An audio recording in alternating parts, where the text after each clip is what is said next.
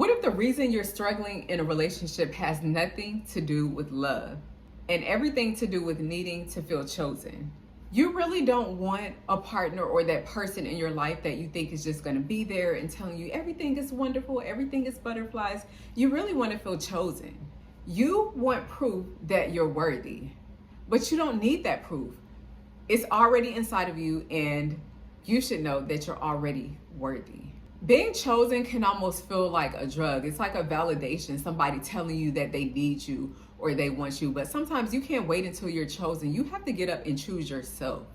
It's not permanent healing, and it's not going to bring you the things that you're thinking that you need from being chosen. It's a sign that you may be projecting or projecting on to someone else.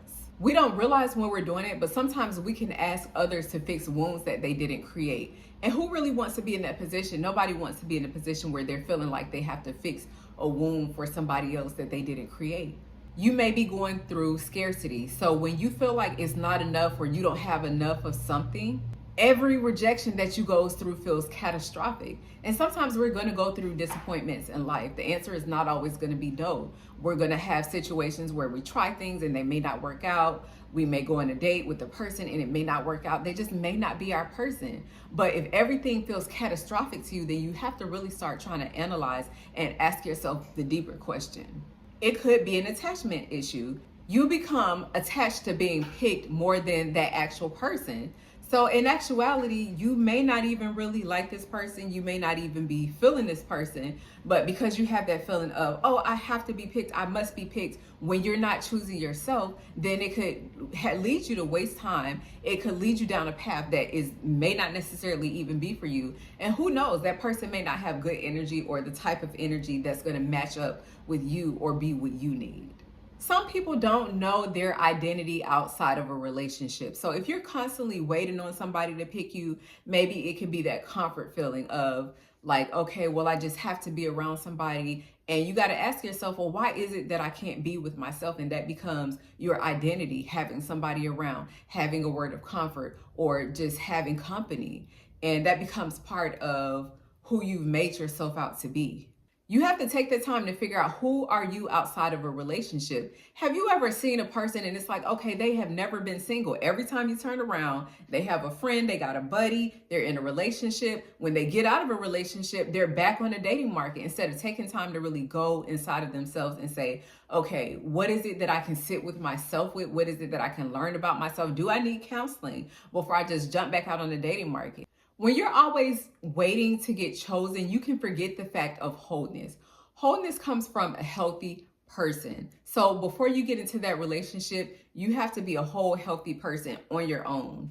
It's not two people trying to complete each other, because you may not have all the things to necessarily make someone else happy. And you can try and try and try. And you notice, okay, like, dang, it's not making them happy. Or have you ever been in that type of relationship where you're constantly trying to make someone happy? Or maybe someone is constantly trying to make you happy, and what you need, what makes us happy as human beings are going to be two different things. So what makes one human happy is not going to work for the next human being. What makes another person happy may not necessarily work for the next person. So just knowing who you are and being a whole person before you come into a relationship is so very important.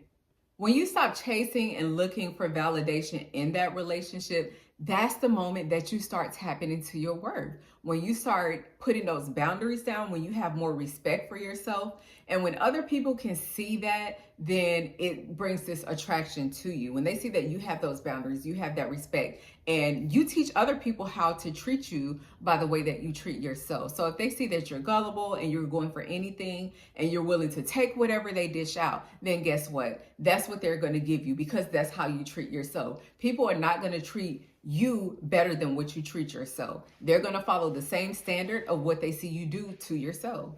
You're waiting for somebody to choose you for the dream job. You're waiting for somebody to choose you for the dream relationship.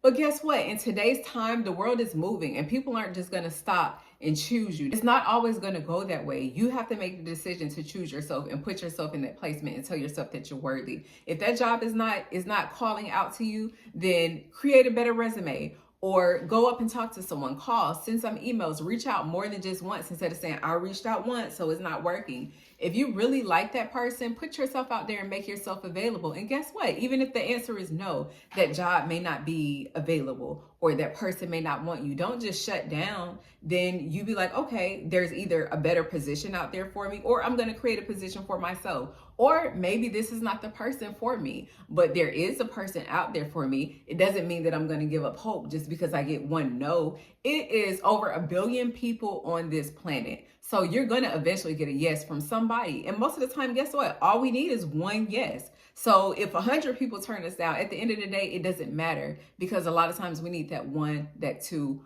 maybe 3 yes. Stop looking for other people to prove your worth. Maybe you grew up in a situation where you didn't always feel worthy. Maybe you're in an environment where you don't feel worthy. But just get a little note card and write down, what are some positive qualities about you? What are some good things about you? What makes you worthy? What makes you worth the process? What is good about you?